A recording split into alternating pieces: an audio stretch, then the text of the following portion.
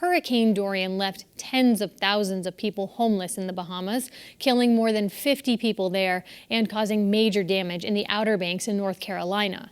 As people assess the damage, a local animal rescue is helping to relocate animals affected by the hurricane.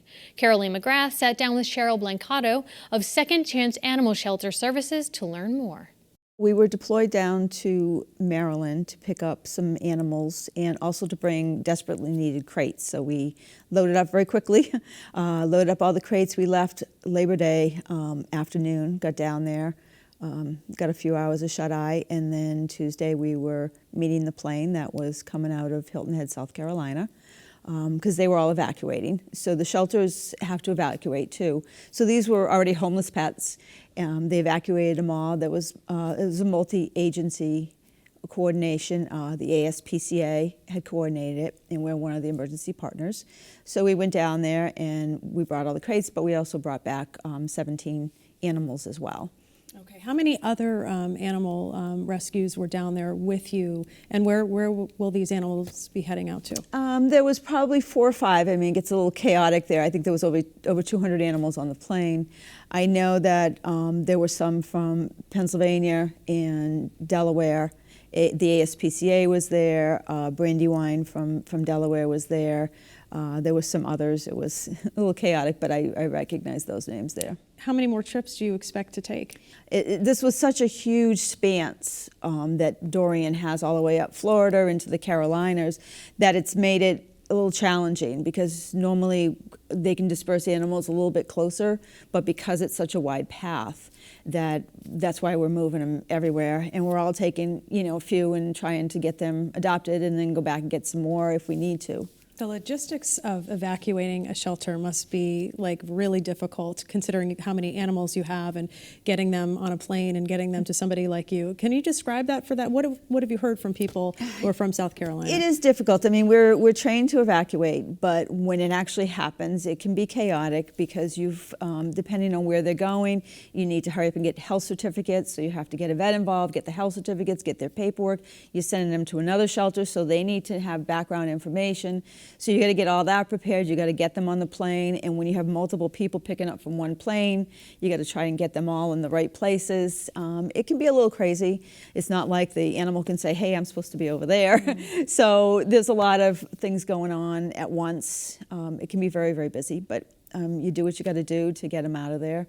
It's one of the things at Second Chance we pride ourselves on, is we've done a lot of emergencies over the years. So we've kind of got it down, what needs to be done. And we know that it's not always a one and done. We've taken as many as 110 at a time. Sometimes it's a small number and they just keep flowing. Sometimes it's a large number at once. So tell us a little bit about some of the other emergencies that you've been involved with. Hurricane Maria is one of them, Hurricane Katrina as well. Yeah, we've started doing them in Katrina. I spent 11 days down there in Katrina, and then we were taking animals from there. That was the first real learning experience everybody had with animals and the importance of getting them out as well. A lot of people died in Katrina because they were staying back with their animals, because back then you couldn't take your animal with you on the bus, you couldn't take your animal to an emergency shelter, and it was very heartbreaking to see what went on there. And when I was down there, I vowed that Second Chance would always be involved in these things and never let that happen again. So whether they ask us to take 1 or 100, we're going to do it. We took from Maria, we took from Irma, we've taken, constantly over the years, we've taken them. Sometimes we luck out and they get flown up here, and it's just a matter of going. The last one we took 105 came into the Hartford airport, and we got them there. Sometimes we have to drive to go get them. It depends on the speed and what we're doing and how quickly we need to move. We weren't expecting to leave till today and just go down and get the animals, but when they were closing the inroads to the Outer Banks and things like that, there wasn't enough time to get the trucks down there, so they had to fly them out, and they flew them into Delaware, and we had to meet them there. Are you hopeful that you'll have these animals adopted? We are. I mean, we always take the tougher ones. We have one right now with a heart condition. We have another one with one eye. We always want to take the tough ones, because I know that not all shelters can take them. And because we are a little bit different as an animal welfare organization, we try to focus on root causes. We have 3 community hospitals, including one here in Springfield.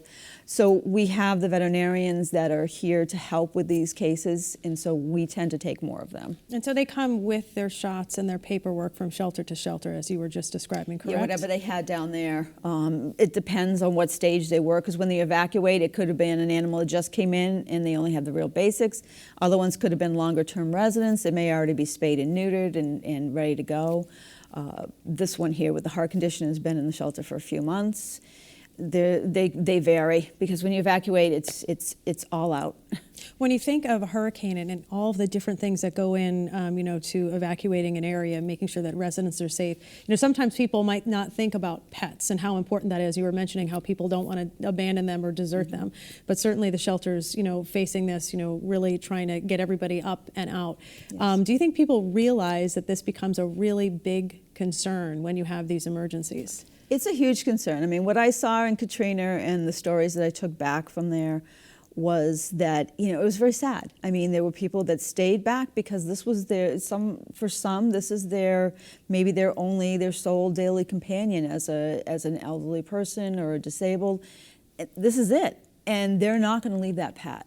And it was heart-wrenching down there to see that they lost their lives staying there. And so people need to be prepared to evacuate their pet, and they should always have the same thing for themselves. They're going to pack a bag. You pack a bag for your animal. You put your cat in your carrier, get your dog, go with your medical records and some food and stuff, and get out of there.